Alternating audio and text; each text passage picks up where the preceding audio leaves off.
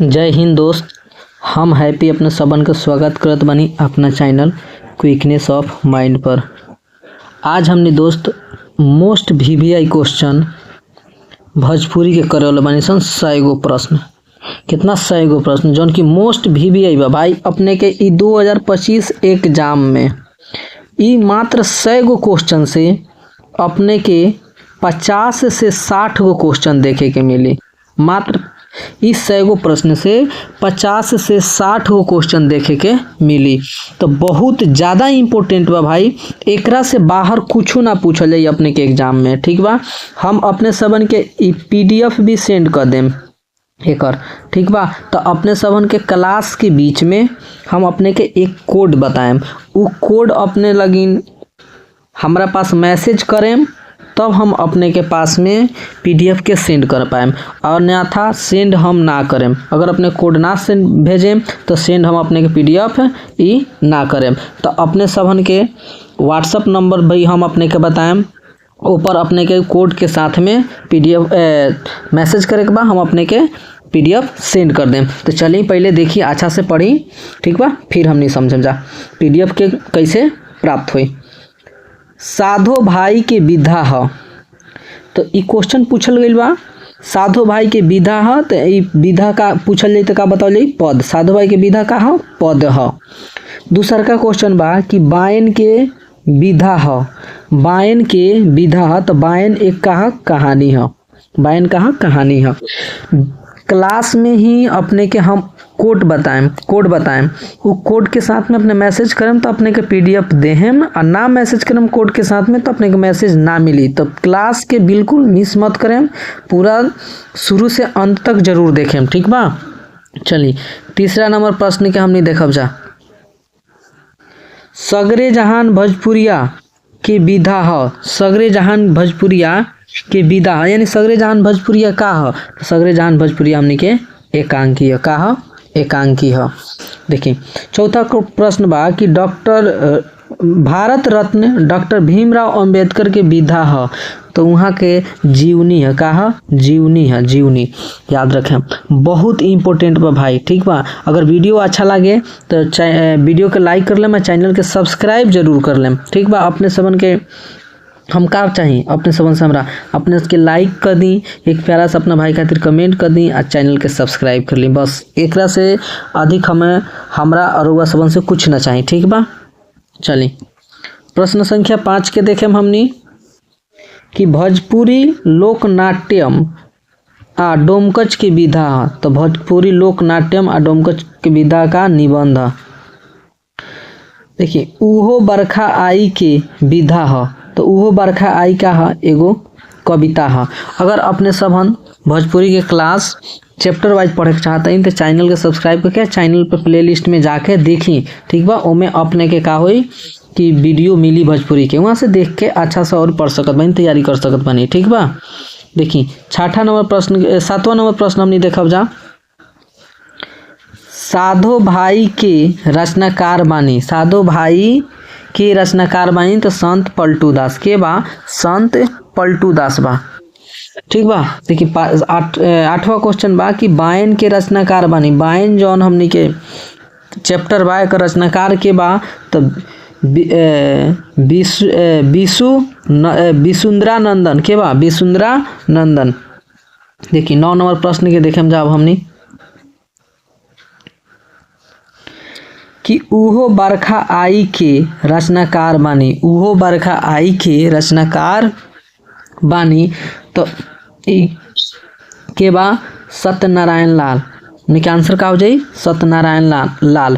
देखिए most important बा 100 गो प्रश्न, हम अपने सबन के 100 गो प्रश्न और कराए। ठीक बा, हम अपने के 200 मोस्ट वीवीआई क्वेश्चन के PDF दे हम। ठीक बा, तो अपने सबन चैनल के सब्सक्राइब कर ली कि बेल आइकन भी प्रेस कर लें कि नोटिफिकेशन अपने के मिलत रहे। ठीक बा, चलिए 10 नंबर प्रश्न देखिए।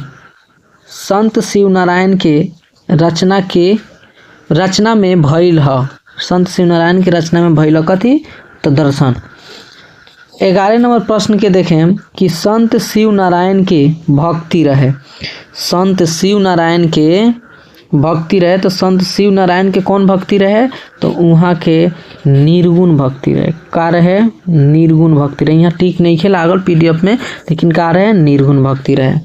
ठीक बा, देखी अच्छा 12 नंबर पर, अच्छा वही प्रश्न रिपीट हो गई बा। देखी 12 नंबर प्रश्न के देखी हमने के कि संत शिव नारायण के ईश्वर रहन माने संत शिव नारायण जी के ईश्वर के रहे, तो वहाँ के निराकार रहनी। निराकार यानी कि जेकर कोनो आकार नहीं है। ठीक बा, जौन के कोनो स्वरूप माने मूर्ति स्वरूप कुछ नाई है, ओकरे के निराकार कहल जाला।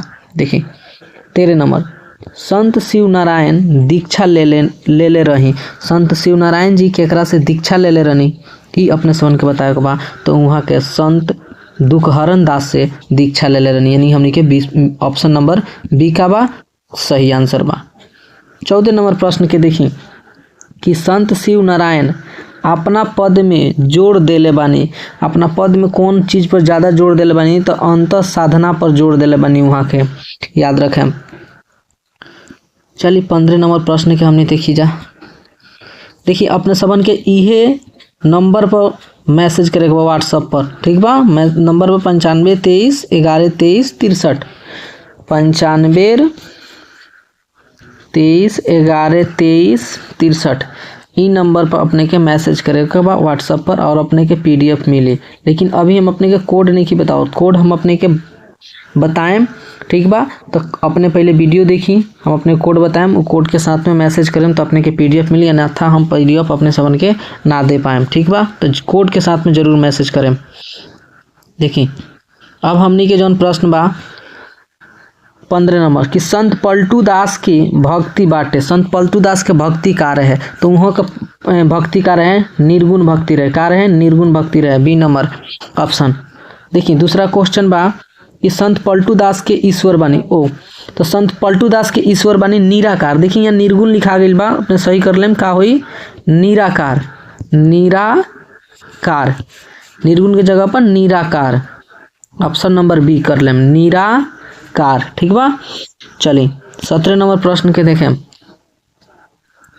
संत पलटू दास के गुरु रहे। संत पलटू दास के गुरु के रहे, तो बाबा जानकी दास के रहे, बाबा जानकी दास।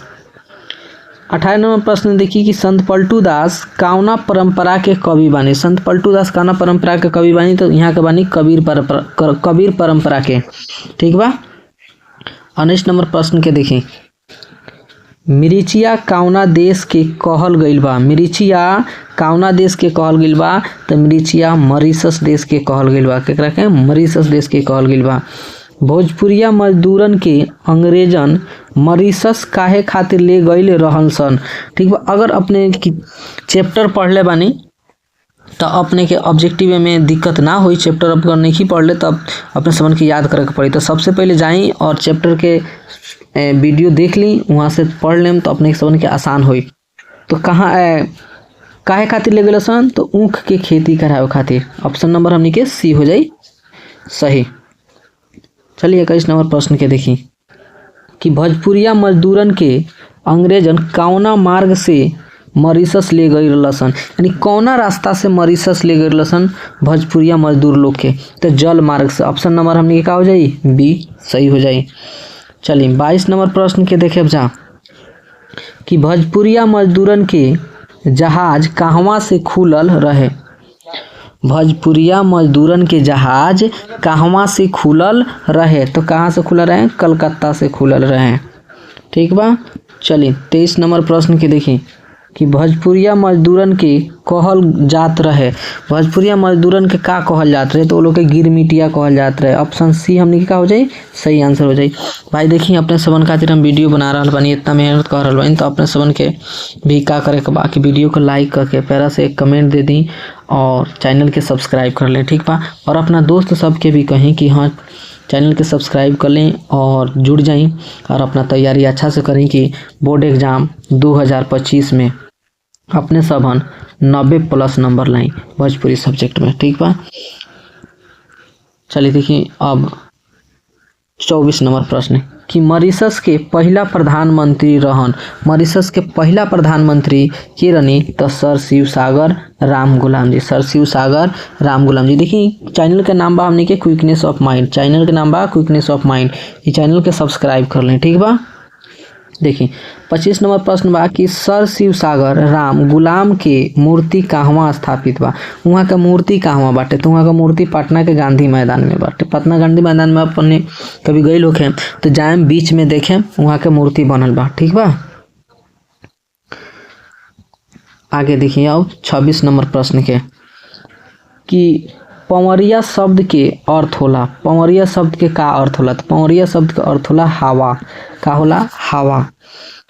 27 नंबर प्रश्न देखिए कि पुरनिया शब्द के अर्थ होला। पुरनिया शब्द का अर्थ होला पूर्वज। का होला पूर्वज। ऑप्शन सी हमनी के का बा करेक्ट आंसर बा।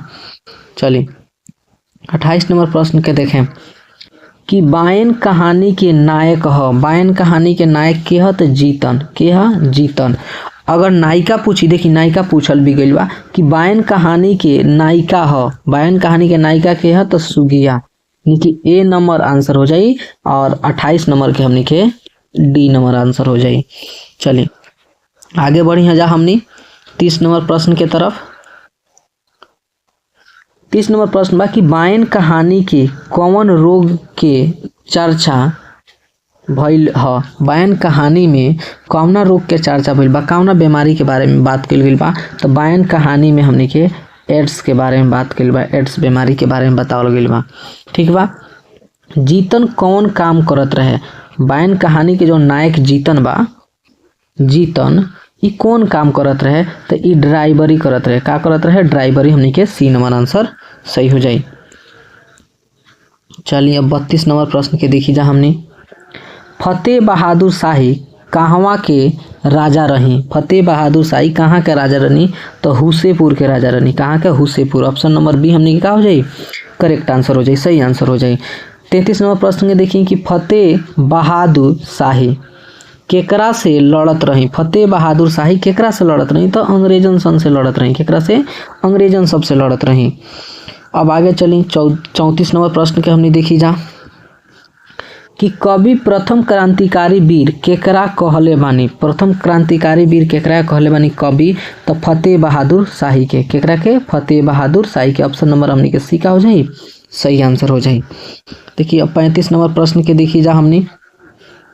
डॉक्टर भीमराव अंबेडकर के मुआवला पर मिलल रहे, यानी मुआवला पर मिलल रहे। वहाँ के मृत्यु जब हो गई रहे तो ओकरा बाद वहाँ के का मिलल रहे तो वहाँ के भारत रत्न से पुरस्कृत कल गई रहे डॉक्टर भीमराव अंबेडकर जी के।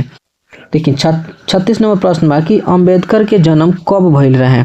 अंबेडकर जी के जन्म कब भइल रहे। देखिए तो ई जोन ऑप्शन बा ए बी सी और डी, ई ऑप्शन अपने के देवल बा लेकिन ई ऑप्शन गलत बा, ठीक बा। वहाँ के जन्म जोन भइल रहे 14 अप्रैल 1891 में भइल रहे। कितना में 1891 में, ठीक बा। तो ई जोन 1991 पे करके 1891 अपने कर सकत बानी, हो जाई, याद रखें। देखिए अब 37 नंबर प्रश्न के हमनी करब जान। देखिए कि अंबेडकर के बाबूजी सेना में का रही। अंबेडकर जी के जो पिताजी रहनी वहाँ के सेना में का रही तो वहाँ के सेना में मेजर सूबेदार रहनी, यानी कि ऑप्शन नंबर बी हमनी के का हो जाई, सही आंसर हो जाई, ठीक बा। चलिए अब 38 नंबर देखिए। मतन के कहानी के नायक ह। मतन के कहानी के नायक के तो मतन के ह, मतन ह, ठीक बा। अब आगे का प्रश्न देखिए 39 नंबर कि तक्षी शिवशंकर पिलौ कौना राज्य के रही। तक्षी शिवशंकर पिलौ कौना राज्य के रही तो केरल के रही। कहाँ के रही केरल के रही। ऑप्शन नंबर सी हमनी के का हो जाई करेक्ट आंसर हो जाई। अब हमनी 40 नंबर प्रश्न के करब जा। देखिए तक्षी शिवशंकर पिलौ कौना भाषा के लेखक बानी। तक्षी शिवशंकर पिलौ कौना भाषा के लेखक बानी तो वहाँ के मलयाली भाषा के लेखक बनी। ऑप्शन हमनी के बी का हो जाई करेक्ट आंसर हो जाई। देखिए भाई अपने सबन खातिर लिख के बनावे में बड़ी मेहनत लागेला, ठीक बा। देखो तनी एक एक प्रश्न के लिख के अपने सबन खातिर बनावे पड़त बा वीडियो। तो भाई कम से कम अगर हम अपने सबन खातिर मेहनत कर रहल बानी तो अपने सबन के भी फर्ज बनता कि वीडियो के लाइक कर दिया, चैनल के सब्सक्राइब जरूर कर ली, ठीक बा। आप प्यारा सा कमेंट अपना भाई खातिर करी, अपना दोस्त सबके भी जोड़ी चैनल से, ठीक बा। काहे कि इससे हम लोग अभी कौन इनकम कोनो प्रकार के इनकम नहीं खे तो अपने सबन के लाइक कमेंट और सब्सक्राइब से ही हमारा मोटिवेशन मिली और अपने सबन खातिर हम वीडियो बनावत रहे। तो अपने सभी ज़्यादा से ज़्यादा लाइक कर कमेंट करी और चैनल्स के भी सब्सक्राइब करी, अपना दोस्त से भी सब्सक्राइब करवाई। ठीक बा, चली 41 नंबर प्रश्न देखी कि मतन के कहानी में आइल ह, मतन के कहानी में आइल ह का आइल ह, तो जमींदार के शोषण के बारे में मतन के कहानी में बतावल गइल बा। देखिए अब 48 नंबर प्रश्न के देखे जा कि कबड्डी के प्रत्येक दल में कितना खिलाड़ी होला, कबड्डी के प्रत्येक दल में कितना खिलाड़ी होला। देखिए खिलाड़ी तो कबड्डी में रहेला 12 गो, लेकिन जब खेले जाला ना तो एक दल में मात्र 7 गो ही प्लेयर उतरेला कबड्डी के फील्ड में। तो हमने का आंसर का हो जाए 7, ए नंबर राइट आंसर हो जाए। ठीक बा, देखिए अब 49 नंबर प्रश्न कि जिंदगी कौना चीज पर तप रहल बा, तो जिंदगी आग पर तप रहल बा। अपने सबन भी जानता नहीं, मैं बताए वाला कोनो बात नहीं है। देखिए डोमकच से मिलत जुलत कौन नाटक है, यानी कि डोमकच से मिलत जुलत एमे नाटक बताओ, नौटंकी, रामलीला में, जाट जटनी में, विदेशिया में। तो हमने के आंसर हो जाए जाट जटनी, ऑप्शन नंबर बी। देखिए अपने समन के ये नंबर पर व्हाट्सअप करेगा, ठीक है, 95 23 11 23 63 पर। हम अब अपने समन खातिर देखिए एगो कोड बा कि अपने सबन के का मैसेज करे के बा कोड के साथ में। तो अभी मात्र हम एगो बता रहा बनी, 2 गो कोड के साथ में अगर मैसेज करें तब अपने के PDF मिले। ठीक बा, तो अभी के कोड बा ए का ए, ठीक बा, ए याद रखी। अभी के कोड बा ए, एगो और कोड मिली अपने के लास्ट में, और दोनों कोड के साथ में मैसेज करे के बा अपने के, तो अपने के जाके PDF मिल पाई। ठीक बा, चलिए अब हमने के 51 नंबर जन प्रश्न बा कि कुर्सी हरपेले मुहावरा के अर्थ, यानी कुर्सी हरपले मुहावरा के अर्थ का है, तो एकर ह राज कैले, एकर अर्थ होला राज कैले। ऑप्शन नंबर बी हमने के का हो जाए राइट आंसर हो जाए। चलिए अब हमने के 52 नंबर प्रश्न बा, एके देखब जा कि रारी कैल मुहावरा के अर्थ ह का ह, रारी कैल, तो एकर मतलब होला दुश्मनी, का दुश्मनी। ऑप्शन नंबर बी हमने के का बा बिल्कुल सही आंसर बा। देखिए अब 53 नंबर प्रश्न के देखब जा कि चोरबत्ती शब्द के अर्थ होला, चोरबत्ती शब्द, तो चोरबत्ती शब्द के अर्थ होला हमने के टॉर्च, का होला टॉर्च होला, टॉर्च जौन होला हमने के चोरबत्ती के अर्थ होला। अब देखिए 54 नंबर प्रश्न के हमने देखब जा कि नवही शब्द के अर्थ होला, नवही शब्द के अर्थ होला का होला, तो नवही शब्द का अर्थ होला जवान। ठीक बा, अब हमने 55 नंबर प्रश्न के देखी कि बिछियाइल, बिछियाइल शब्द में प्रत्यय ह, बिछियाइल शब्द में प्रत्यय ह, तो अपने समझ जानी। देखिए प्रत्यय शब्द के कहाँ लागेला, अंत में लागेला, शब्द के अंत में लागेला। तो यहाँ जौन बा ई बिछी का बा मूल शब्द बा, एमे आइल एगो का ह प्रत्यय ह, तो हमने के आंसर हो जाई आइल, का हो जाई आइल। अगर अपने हिंदी में पढ़ ले होके हम उपसर्ग का प्रत्यय ना, तो यहाँ अपने सबन के बहुत अच्छा से समझ में आई।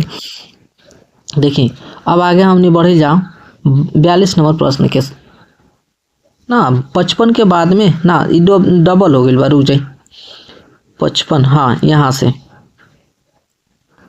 55 के बाद में हमने के 56 नंबर प्रश्न है, यानी कि 52 शब्द में उपसर्ग, 52 शब्द में अब उपसर्ग पूछल गया, उपसर्ग कहाँ लागेला, तो शब्द के पहले लागेला। तो 52 शब्द में का बा ई 1 हमने के मूल शब्द बा 1, में बा का बा हमने के, तो हमने के आंसर हो जाई ए। 52 शब्द में बा जौन बा हमने के उपसर्ग है।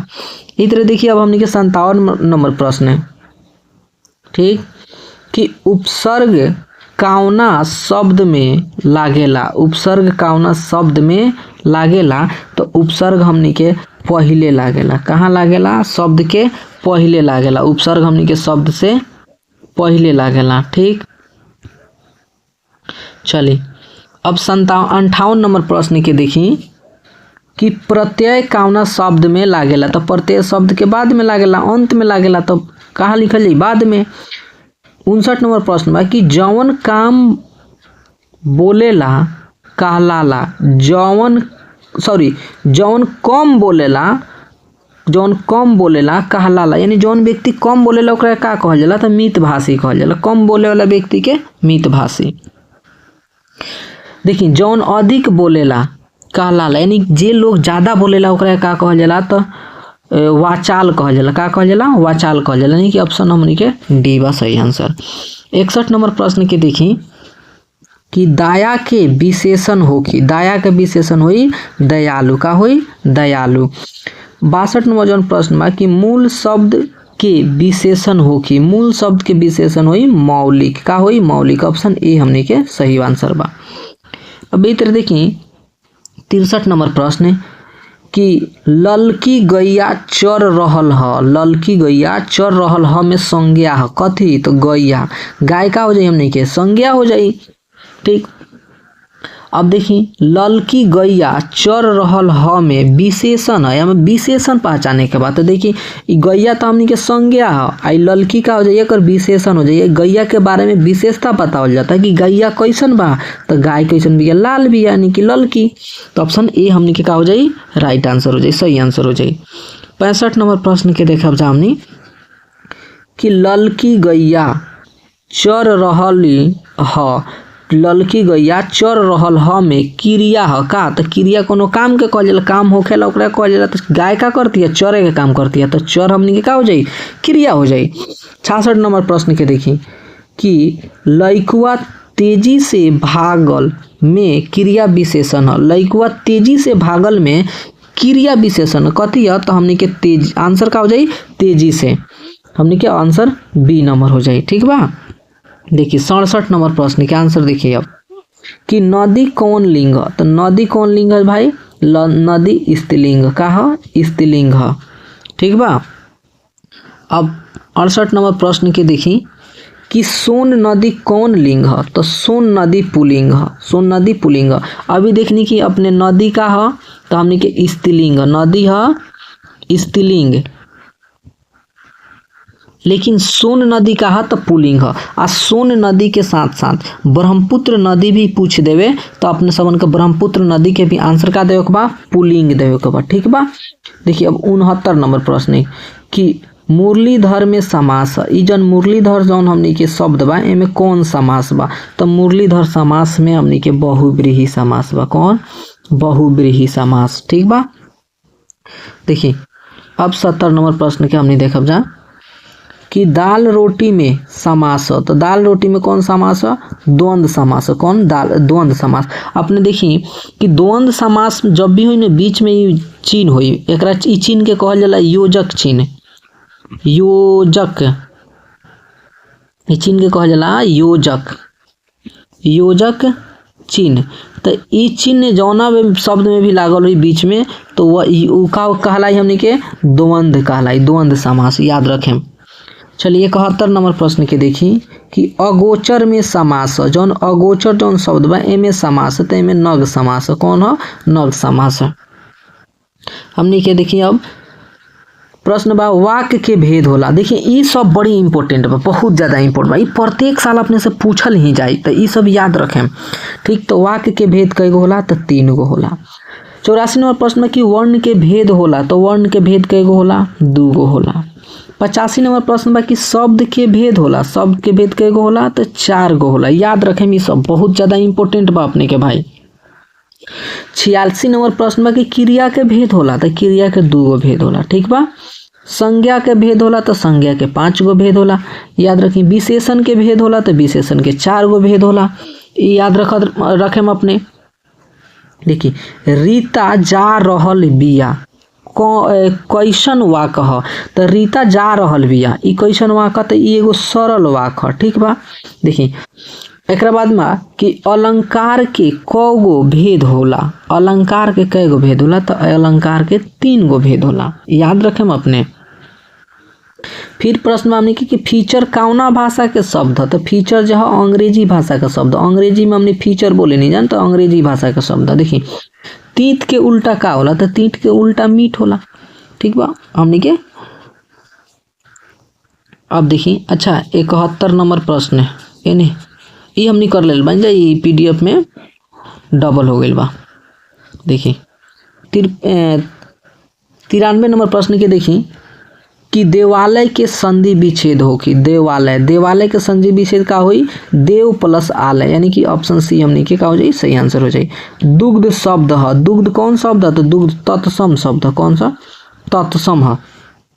ठीक, आंसर देखिए अब 95 नंबर प्रश्न के देखिए कि दूध शब्द है। दूध देखिए एकरा पहले रहला दुग्ध, एकरा पहले का रहला दुग्ध, तो हमनी के तत्सम है। ई कहा दूध, तो दूध हमनी के कहा तद्भव है, दूध हमनी के तद्भव है। ठीक बा, देखिए अगिरखा शब्द का है, अगिरखा, तो ये हमनी के तत्सम शब्द है। अच्छा, पुलिस शब्द है, पुलिस कैसन शब्द है? तो पुलिस हमनी के अंग्रेजी में बोले नहीं जान, तो ये विदेशज हो जाए। का हो जाए?